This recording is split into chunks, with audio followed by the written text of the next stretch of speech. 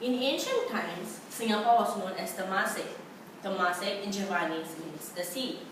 At the end of the 4th century, the Siamis destroyed Temasek.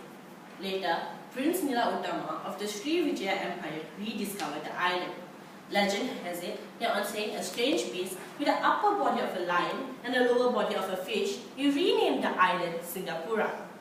On the 2nd of December 2012, in the Journal of Marine and Island Cultures, Philip Harriot said that in Sanskrit, Singa means lion and Pura means city, and therefore the name Lion City. The Merlion still stands as an icon for the ancient Temasek city and to remind us of the discovery that Prince Nila Utama had made. Who better to educate you on Singapore, a thriving nation, than me? I've lived in Singapore for the past 21 years and I've also studied the history of Singapore. In 2006, there was a quote by Seneca in a Straits Times newspaper that said that a man loves his country not because it's great, but because it's his own. I strongly agree with this statement and I would love to share with you my knowledge and insights into Singapore. I would like to start off by telling you more about Singapore's location, a brief history, the demographics, food, the education system, and conclude with some fun facts. Let me start off with the location. Many people that I've come across do not know where Singapore is located. Some assume that it's either located in China or Japan. Singapore is actually located in Southeast Asia. It is 682 square kilometers in size. That makes it about 15,000 times smaller than the United States and one of the 20 smallest countries in the world. Let me proceed on to the brief history about Singapore.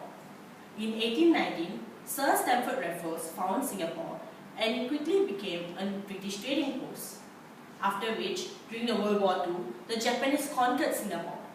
Singapore was under the Japanese rule until 1942 when the British repossessed the island. Then elections were held and Singapore became a self-governing nation within the British Empire. The first Prime Minister of Singapore was Mr. Lee Kuan Yew from 1959 to 1990. This is the Singapore flag.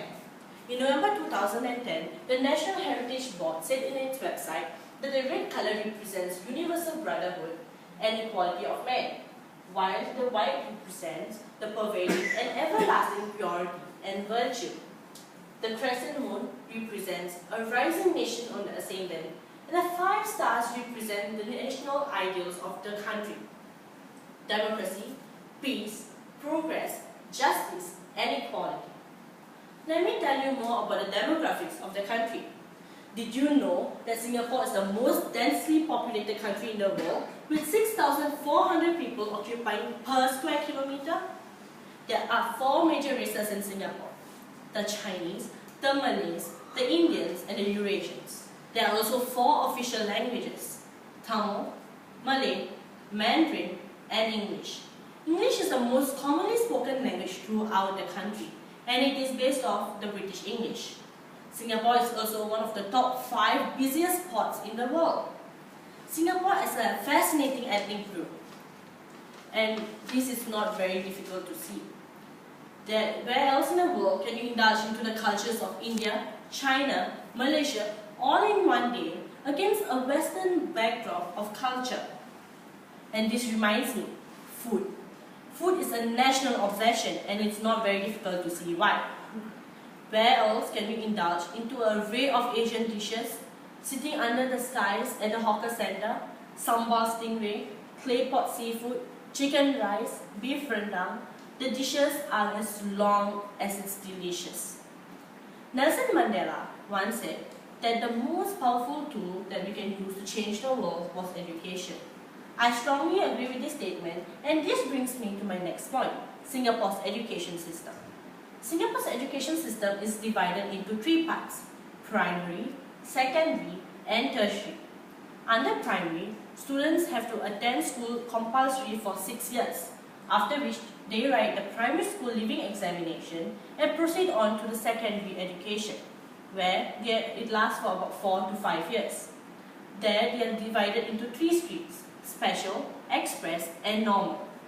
They are divided into these streams based on their academic ability, after which they write their O-level examination and either proceed on to a polytechnic where they do complete their diploma, or they proceed on to a junior college where they write the A-level and continue on to their university education.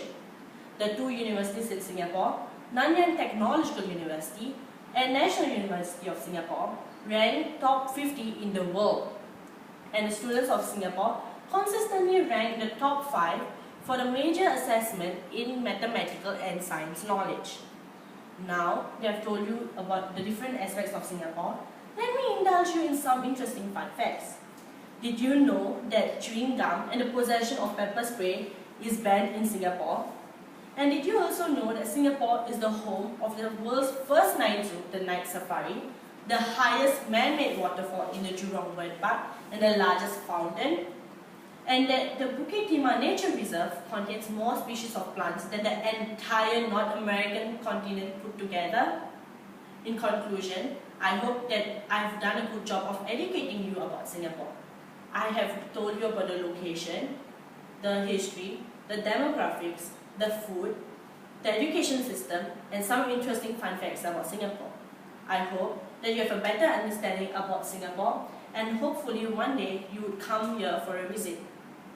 As the Singapore saying goes, one people, one nation, one Singapore.